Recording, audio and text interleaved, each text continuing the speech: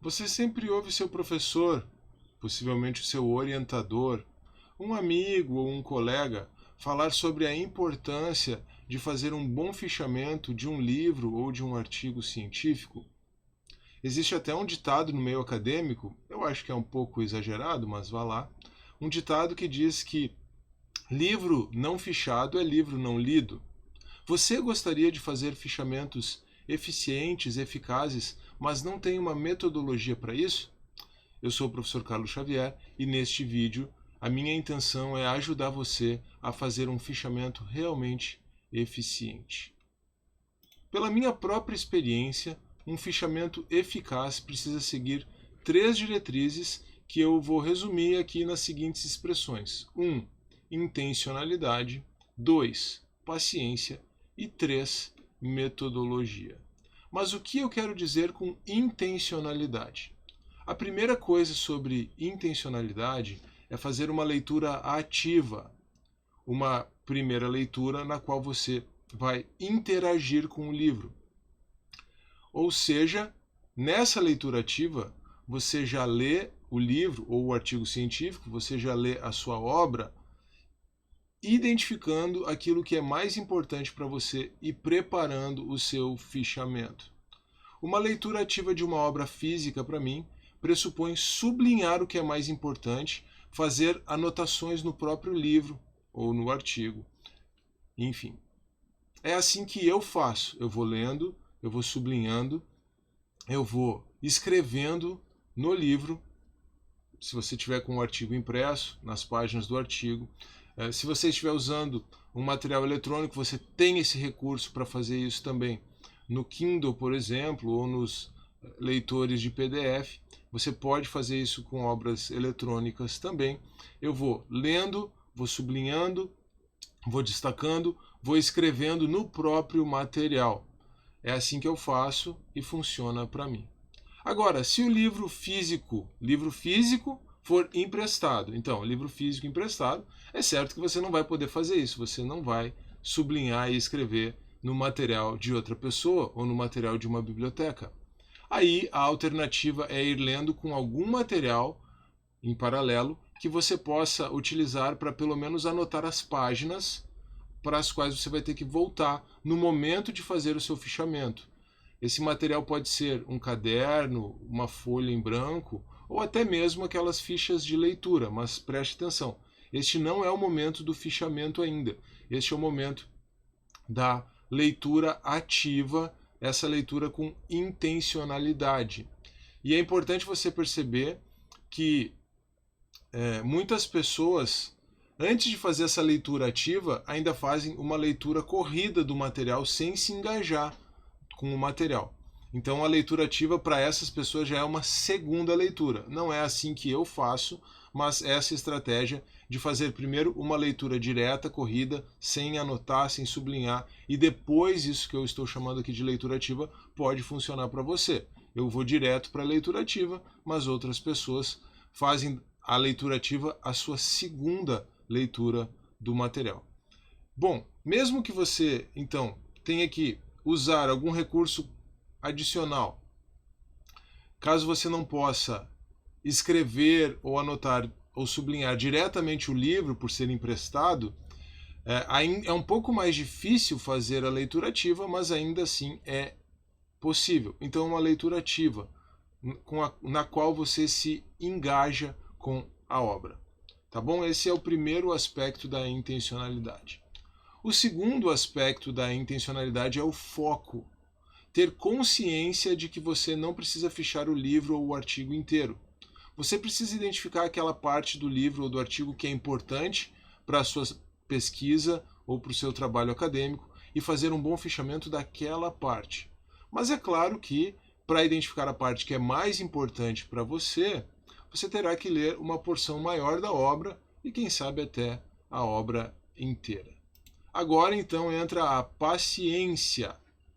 E o primeiro aspecto da paciência é a perseverança.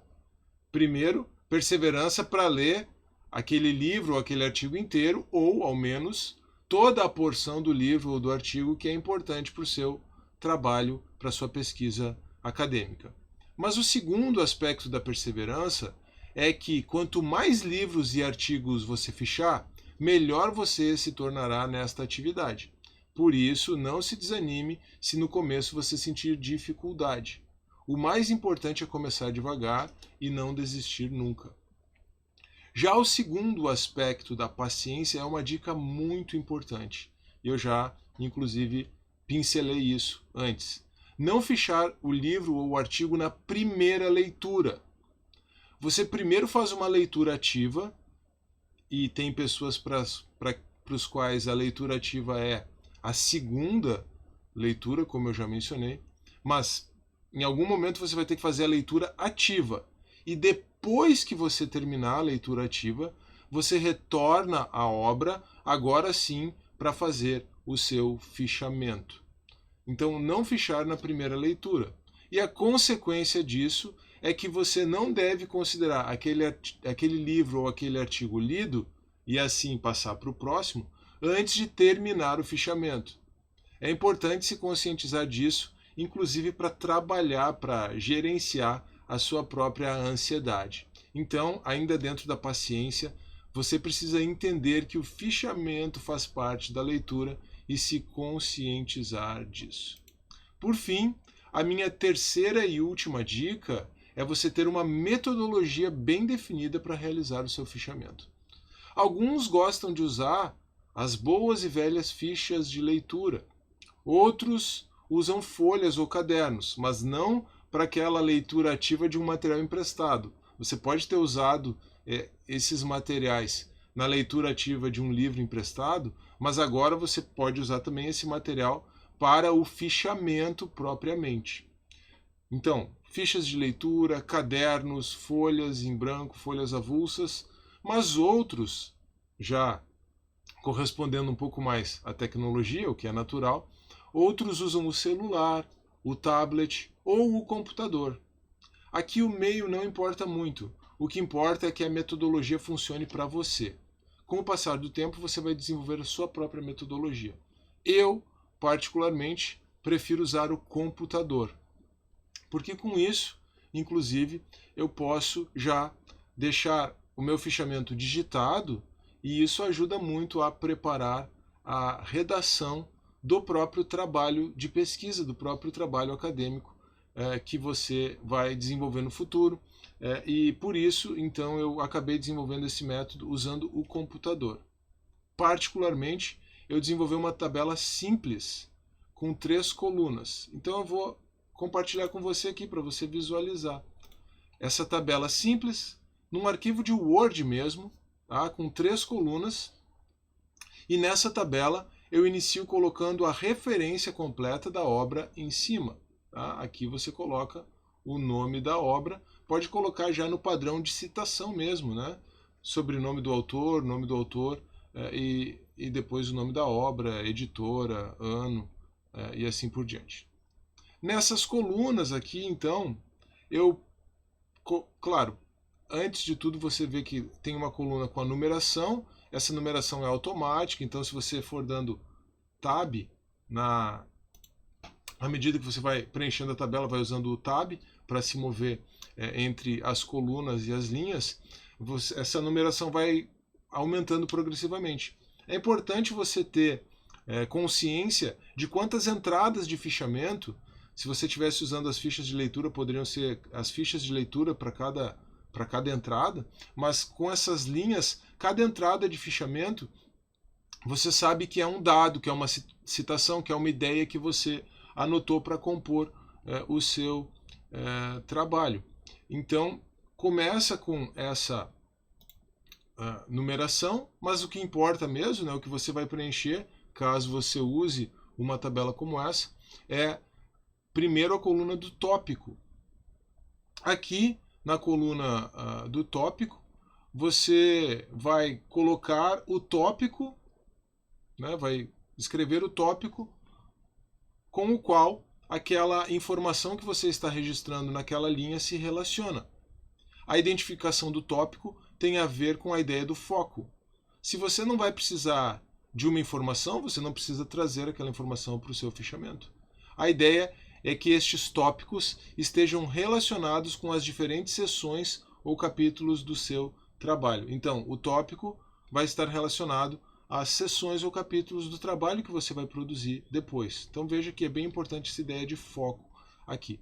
Depois vem a informação que você precisa registrar, na forma de uma citação direta ou de uma paráfrase. Então, se você estiver transcrevendo aquilo que o autor mesmo escreveu, é uma citação direta. Se você está anotando com as suas próprias ideias, é uma paráfrase. De acordo com as normas da ABNT, isso não é o nosso objetivo aqui, mas existe uma maneira de fazer a citação direta e uma maneira de fazer a paráfrase, a citação indireta. Especialmente a grande diferença é que a citação direta precisa do número da página e a paráfrase não precisa do número da página, tá bom? Mas isso não é assunto para este vídeo aqui. Você registrou a citação ou a paráfrase ou a ideia com as suas próprias palavras e agora então a última coluna, que é bem importante para a elaboração final do seu trabalho, é a coluna onde você coloca o número da página ou das páginas onde você encontrou a citação direta ou o conteúdo que você parafraseou. Mesmo que você não precise colocar no momento da referência no seu trabalho, caso você esteja usando as normas da ABNT, é importante ainda assim você manter esse registro do número da página. Por quê? Porque esta coluna é fundamental tanto para você achar aquele conteúdo novamente, quanto para usar nas suas citações no seu próprio trabalho no futuro. Não toma tempo, é só anotar o número da página, não deixe de fazer isso. A vantagem de preencher essa tabela dessa forma, então eu vou colocar de novo aqui só para você bater os olhos uma última vez, a vantagem de você preencher essa tabela é que você já tem tudo arrumado em formato de texto, porque é uma tabela do Word, para levar para o seu trabalho quando estiver na fase da redação. Isso vai adiantar muito, um fichamento assim vai adiantar muito, vai otimizar muito o seu trabalho de escrita, né? A sua etapa de escrita do seu trabalho acadêmico. Caso você tenha gostado dessa metodologia que eu desenvolvi, eu vou deixar o link para você baixar de forma gratuita um template de fichamento, esse template de fichamento, esse modelo de fichamento aí, que é o que eu uso, na descrição do vídeo, tá? Então aqui no vídeo, na descrição do vídeo, o link para você baixar o template desse fichamento de forma gratuita. E eu espero com isso poder ajudar você a otimizar os seus estudos e a sua produção acadêmica. Relembrando então as dicas do professor Xavier para um fichamento eficaz. 1. Intencionalidade. 2. Paciência. E 3. Metodologia. A minha própria metodologia, aquela tabelinha que eu compartilhei com você, foi desenvolvida com base nos 2 primeiros tópicos. E por isso eu realmente espero conseguir ajudar você com essa dica, com esse vídeo e com essa tabela, com esse template. Lembrando que o link para você fazer o download está na descrição do vídeo. Você gostou desse conteúdo? Não se esqueça de deixar o seu like, de compartilhar esse vídeo e de se inscrever no canal. E se você tem interesse em mais conteúdos assim, mais conteúdos sobre vida acadêmica mesmo, produção acadêmica, eu peço, por favor, que você deixe o seu comentário indicando isso. Isso é muito importante para eu saber que eu estou indo no caminho certo. E não se esqueça de baixar o template de fichamento que eu disponibilizei. Na descrição do vídeo você vai encontrar o link. Lembrando que este material está sendo disponibilizado de forma gratuita. Um grande abraço e até a próxima.